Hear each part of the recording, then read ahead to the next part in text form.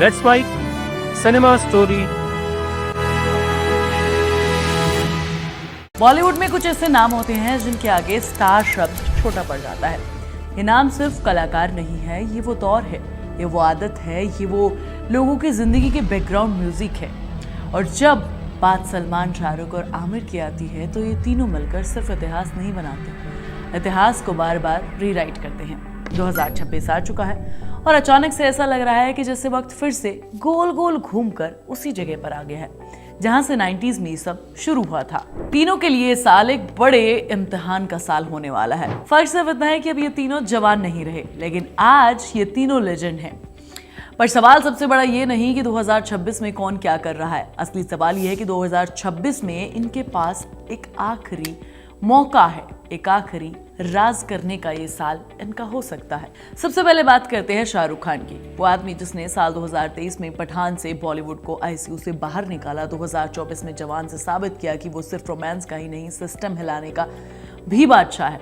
डंकी ने दिखाया कि उम्र बढ़ सकती है लेकिन इमोशंस पर पकड़ वही है। 2026 में शाहरुख खान आ रहे हैं किंग लेकर। नाम ही काफी है, किंग। कोई सिंपल फिल्म नहीं है ये, शाहरुख खान की खुद से लड़ाई है। इतने बड़े स्टार, ऊपर से हाई बजट फिल्म और ऊपर से इस फिल्म में सुहाना भी। एक तरह से खुद को साबित करने के लिए ये उनका आखिरी मौका है।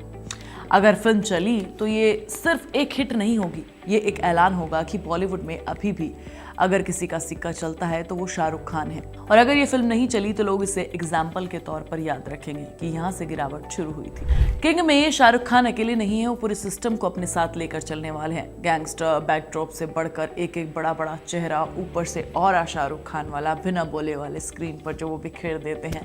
ये सिर्फ पैसा कमाने के लिए नहीं है, ये फिल्म शाहरुख खान की लेगेसी को पत्थर से तराशने की कोशिश है। वहीं दूसरी तरफ सलमान खान का मामला हमेशा थोड़ा अलग रहा है। शाहरुख जहां इमोशन से जीतते हैं, आमिर जहां दिमाग से खेलता है, सलमान सीधे दिल पर वार करता है। लेकिन पिछले कुछ सालों से सलमान खान के लिए आसान नहीं रहा है। टाइगर 3 से उम्मीदें थी, किसी का भाई किसी की जान से उम्मीदें थी, लेकिन वो वैसा नहीं परफॉर्म कर पाई जैसा सोचा था। इमेज को लेकर सवाल उठते रहे हैं और ऐसे वक्त में सलमान खान 2026 में लेकर आ रहे हैं बैटल ऑफ गलवान। ये कोई टिपिकल सलमान खान फिल्म नहीं है जहां एंट्री पर सीटी बजेगी, डायलॉग्स पर ताली बजेगी। ये फिल्म सलमान की छवि को नए सिरे से गढ़ने की पूरी तैयारी है। एक असली कहानी, असली दर्द, असली बलिदान, जहां सलमान भाई नहीं बल्कि एक सोल्जर है। बैटल ऑफ गलवान सलमान के लिए करियर का वो मोड़ है जहां लोग कहेंगे कि हाँ, ये वही फिल्म है जो किसी स्टार की नहीं, एक एक्टर की थी, लेकिन खतरा उतना ही बड़ा है। अगर फिल्म जरा सी भी इधर उधर बनावटी दिखी तो ऑडियंस जो इतने सालों से सलमान को सर आंखों पर बिठा कर रखती है, पहली बार उन पर उंगली उठाएगी। सलमान के लिए 2026 एक परीक्षा जैसा है। उनको ये साबित करना है कि सिर्फ नाम ही काफी नहीं है। और रही बात आमिर खान की, आमिर जो सबसे कम बोलते हैं लेकिन जब चलते हैं तो इंडस्ट्री की दिशा बदल देते हैं। लाल सिंह चड्ढा के बाद आमिर ने कैमरे के सामने से कदम पीछे खींच लिए।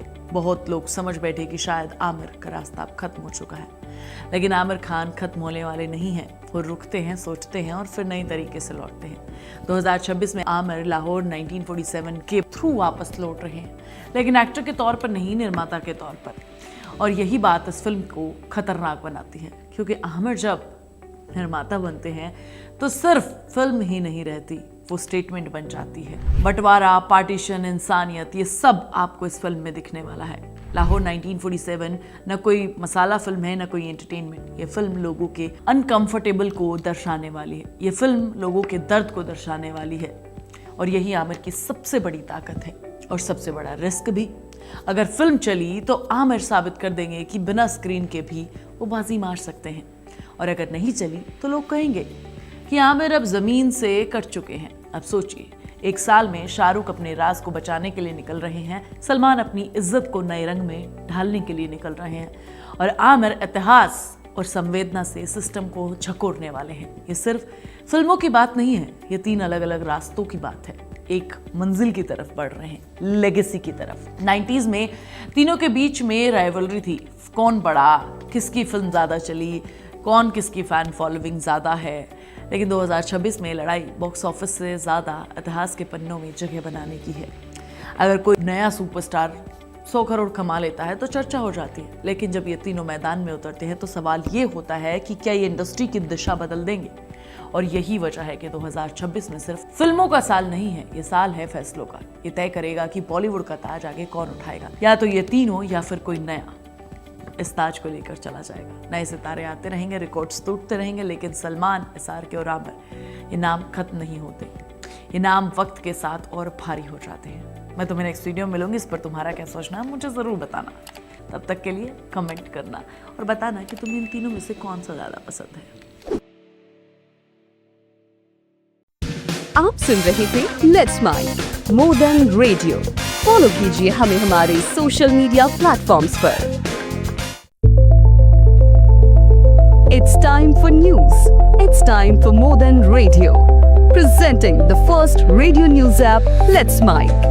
Let's Mic, a news-based app on your phone where you get to watch and listen news, talk shows, interviews, radio show podcasts. On Let's Mic, you get all relevant information of TV, print, radio, podcast, and digital. Let's Mic talks about every segment of life.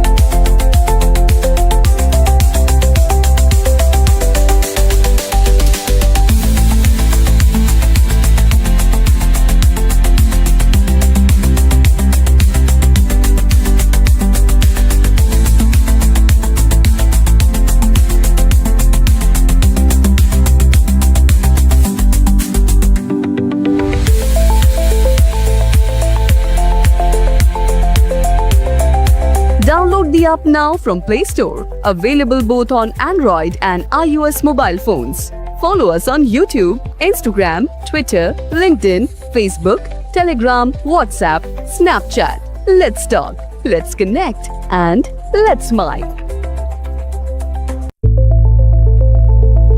It's time for news. It's time for more than radio. Presenting the first radio news app, Let's Mic. Let's Mic, a news-based app on your phone where you get to watch and listen news, talk shows, interviews, radio show podcasts. On Let's Mic, you get all relevant information of TV, print, radio, podcast, and digital. Let's Mic talks about every segment of life.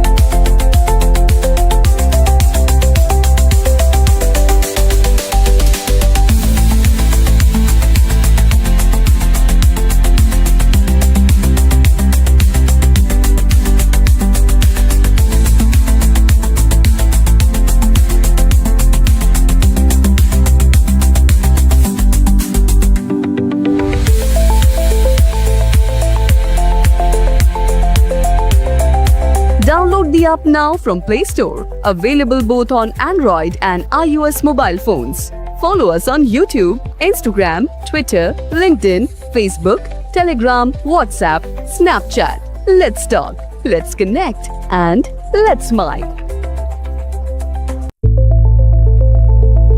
It's time for news. It's time for more than radio. Presenting the first radio news app, Let's Mic. Let's Mic, a news-based app on your phone where you get to watch and listen news, talk shows, interviews, radio show podcasts.